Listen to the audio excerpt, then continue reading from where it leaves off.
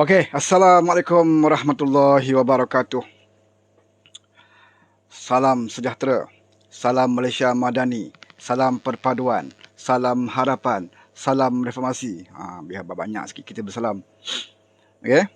Hari ini seketika kita berkesempatan bersyukur kita kehadrat Allah Taala kerana berkesempatan dalam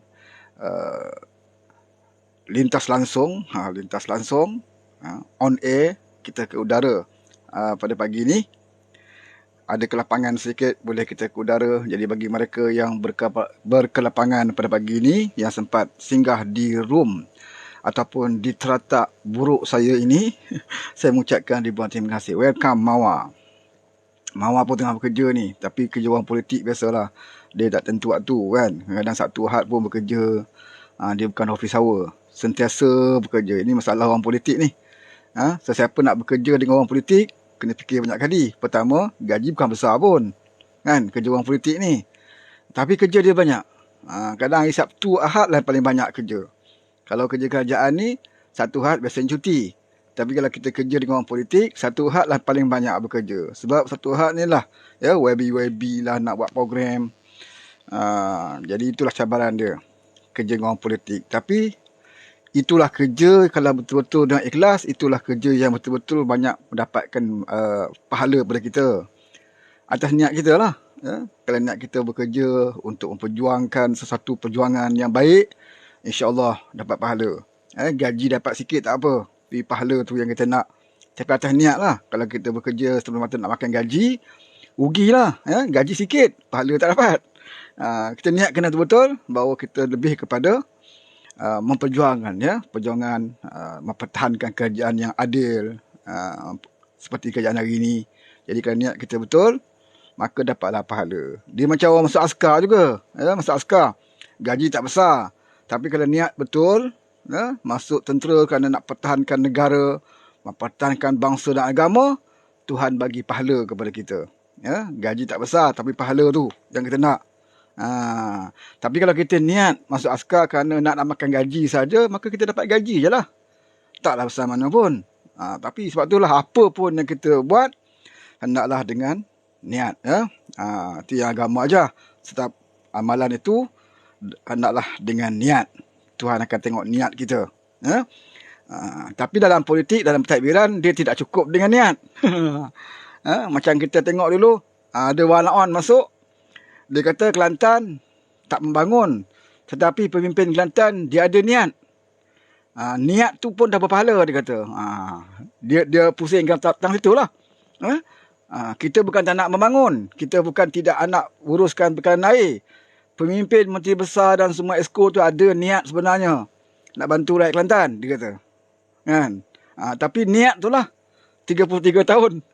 Main dengan niat je. Kan? Makan tak nak dia pakai niat kan. Nikah pun tak nak lah pakai niat. Nak betul-betul. Tapi kalau bab nak menguruskan negara, bab nak menguruskan kebajikan rakyat, cukup dengan niat sahaja. Tak betul lah. Menyeleweng, ya, fahaman agama tu diselewengkan. Ya? Tidak semua benda boleh selesai dengan niat. Ya? Niat baik, tetapi kalau kita dah usaha, macam-macam kita usaha tak dapat, Tuhan bagi pahala. Macam kita berniat nak pergi Mekah lah. Ya? Kita berniat nak pergi haji.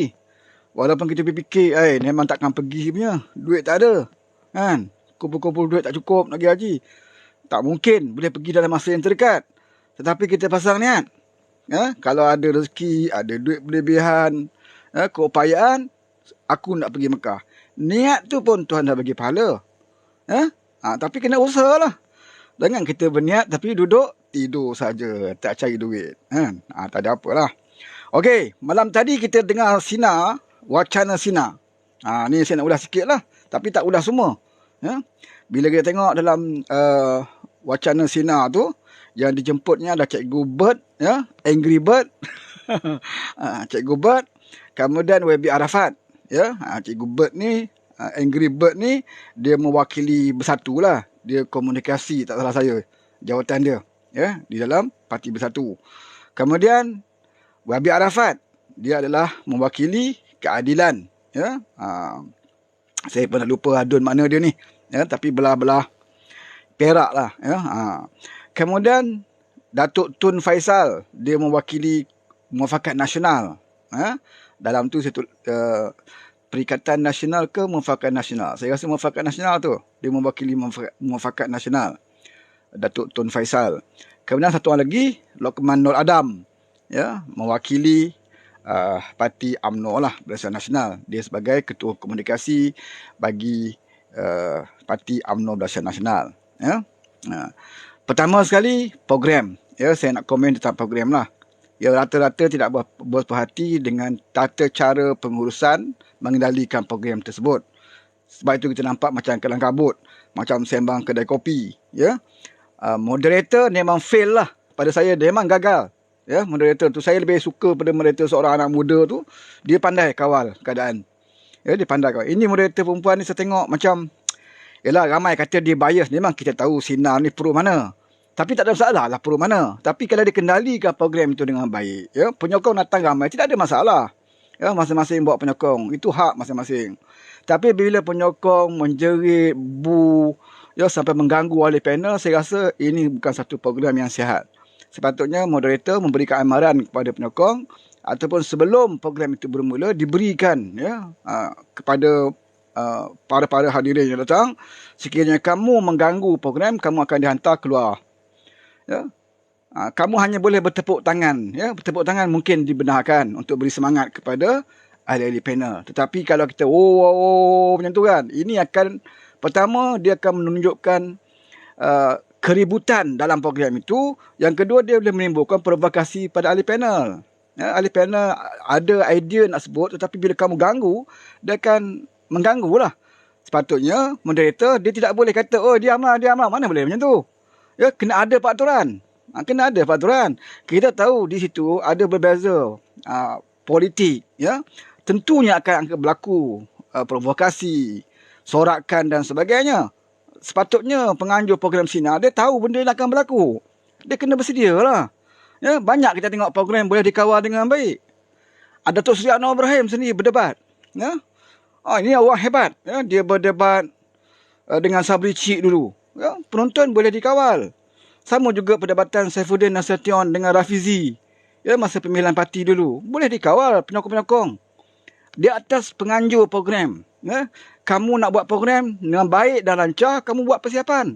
Jangan kamu benarkan penonton macam tu. Lebih baik kamu buat kat stadium. Kan? Itu saya katakan moderator gagal, program itu gagal dijalankan dengan baik. Moderator pun gagal. Ya, dia bagi tahu setiap ahli panel bercakap boleh mencelah. Tetapi bila ahli panel bercakap orang mencelah, dia sekat. Bias tu jelas. Ya. Bila Wabi Arafat, ya, memasukkan cerita tentang Jana Wibawa, moderator tegur. Dia kata ini benda kes mahkamah belum lagi tak boleh sebut. Ya, tidak ada kaitan. Ini kes bicara mahkamah. Tapi bila Cikgu Bat sentuh pasal isu lewat, dia biarkan. Itu yang Lokman ada marah. Ya? Moderator dia kena berlaku adil. Kalau panel menyebut benda yang tidak ada kaitan dengan tajuk ataupun benda yang melibatkan peribadi orang, ya, bangkitkan balik isu lewat, jadi patutnya panel moderator kena hentikan. Ya, tidak ada kaitan pun dengan tajuk. Ya, tapi kenapa Wabi Arafat bila cerita pasal Jana Wibawa, cepat-cepat moderator stop. Oh, ini tak ada, ini kes mahkamah. Ya, tapi bila Cikgu Bat cerita pasal lewat Datuk Seri Anwar Ibrahim, dia biarkan. Jadi situ, ya, kita lihat kegagalan moderator mengawal program. Sebab itulah berlaku provokasi. Ya, kalau nak main, kata Lokman Adam, kalau nak main isu peribadi, boleh saja. Ya, berapa banyak kes peribadi Cikgu Bat ni. Ya, Angry Bird ni, kalau kita nak main peribadi. Ya, banyaklah kita boleh sentuh. Tetapi ini bukan cara, ya, wacana yang sihat lah. Yang sepatutnya tidak boleh diamalkan dalam negara kita. Okey, sekarang saya nak ulas. Ya. Saya akan bagi anda yang minta naik sekejap. Ya. Saya akan naikkan anda. Cuma saya nak ulas tentang hujah Tun Faisal. Ya. Dia cerita tentang 5K. Dia kata, untuk PRN ini, kita akan membawa satu kempen, ya, berpaksikan kepada 5K. Yang kata Tun Faisal. Ya. Apa dia 5K tu? Ya? Pertama sekali dia kata, K pertama, khianat. Dia pun cerita lah. Ya, Anwar ni khianat, tak tunai janji dan sebagainya. Ya, khianat. Dia kata Anwar ni khianat rakyat. Rakyat sokong PH dulu bukan untuk nak bersama dengan UMNO. Dia kata. Tetapi apa jadi? PH dah bersama dengan UMNO. Begitu juga Zaid Amidi. Dia khianat kepada ahli-ahli UMNO. Ahli UMNO sokong BN dulu bukan untuk bersama dengan DAP. Tetapi sekarang dah berlaku. Itu pengkhianatan, dia kata. Hujah. Saya tak sangka lah ya, Tuan Faisal mempunyai hujah yang sedemikian rupa. Ya? Dia khianat ni, saudara. Benda yang kita sengaja buat. Itu khianat. Ya? Tapi kalau kita dalam keadaan kita tidak pernah rancang, ya, kita tak pernah rancang pun. PH tidak pernah merancang untuk bersama dengan UMNO Barisan Nasional. Ini Tun Faisal kena ingat. Tak ada dalam pemikiran kita nak bergabung dengan UMNO Barisan Nasional ni. Tak ada, saudara.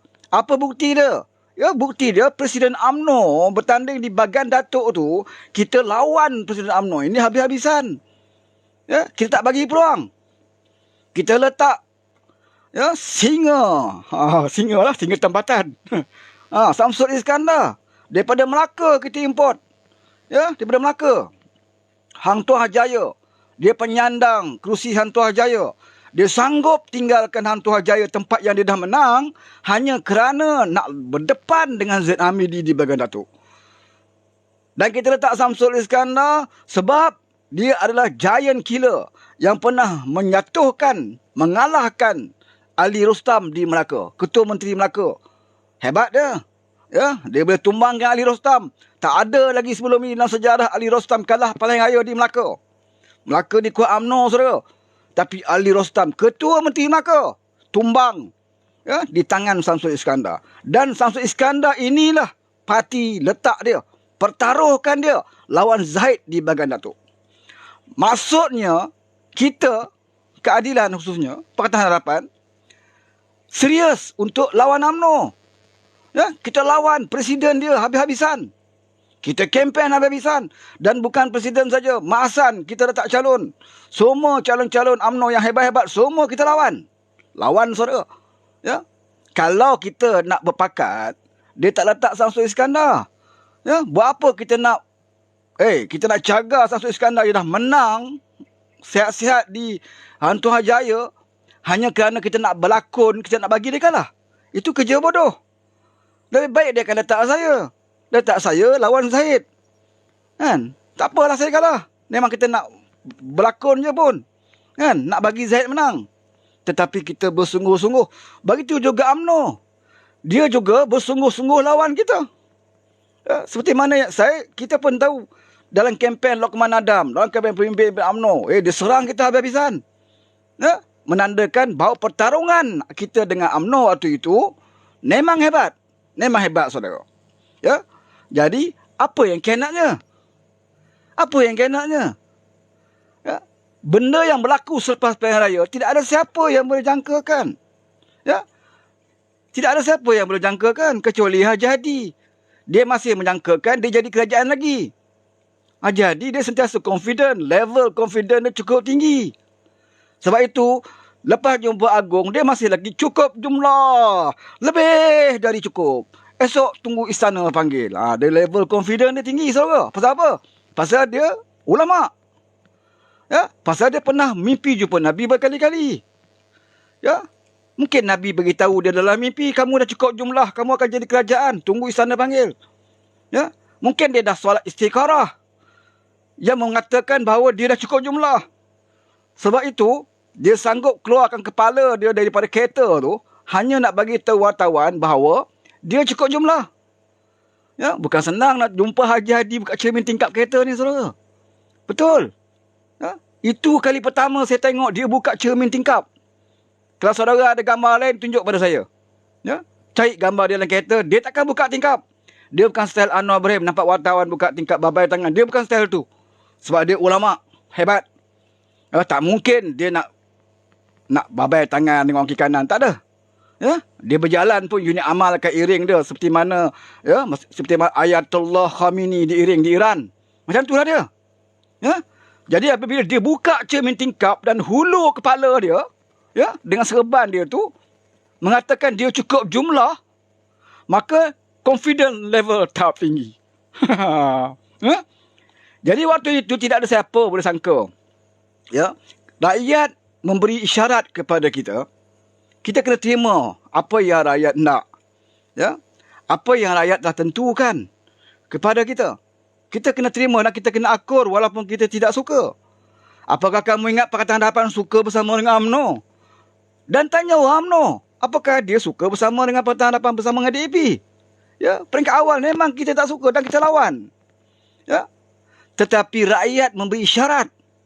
Kali ini, dalam PRU kali ini, aku tak bagi mana-mana parti menjadi kerajaan bersendirian.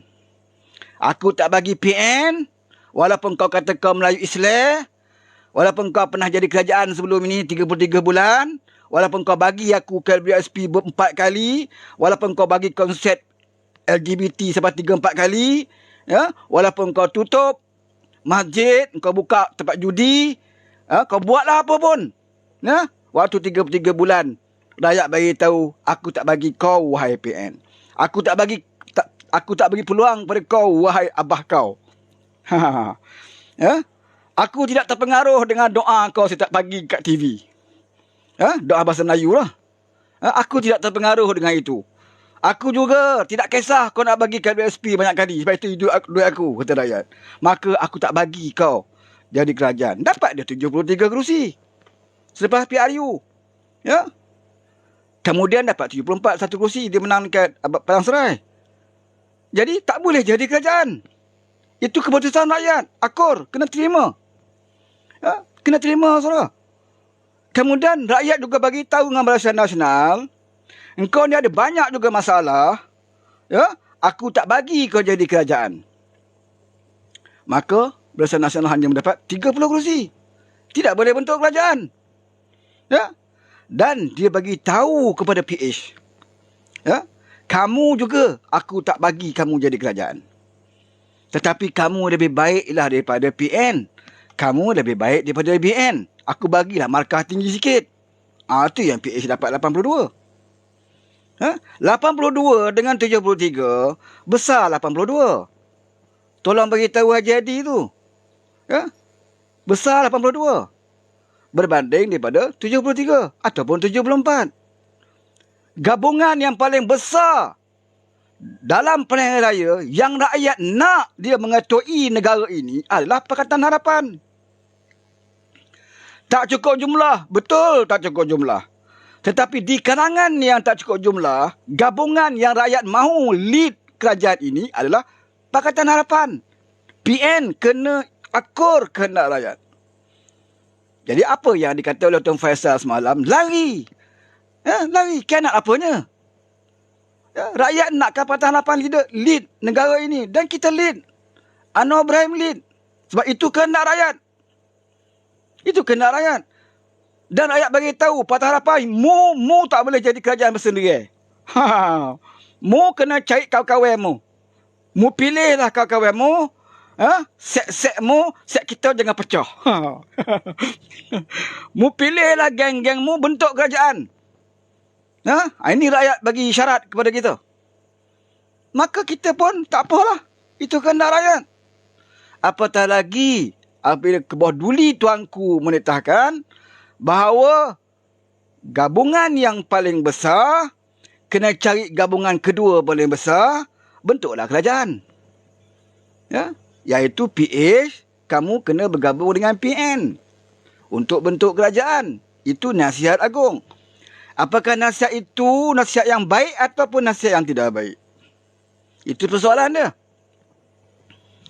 Agung selaku pemerintah ketika itu, pemerintah tertinggi negara kita. Dia juga selaku ketua agama negara kita. Dan dia juga merupakan ulil amri negara kita. Apabila dia menetahkan satu perkara yang baik, bagi kita dalam hukum Islam, wajib kita taat. Sebab perintah itu perintah yang baik. Iaitu penyatuan umat Islam. Penyatuan parti-parti yang selama ini bertelagah bertahun-tahun. Maka Agung kata, kali ini tolonglah bersatu, selamatkan negara kita. Negara kita dah teruk, pelabur ramai lagi, minyak masak pun dah hilang, dah kena sorok, telur pun tak ke mana dah. Ya? Minyak masak bukan saja hilang, naik harga. Ayam sampai RM12 sekilo.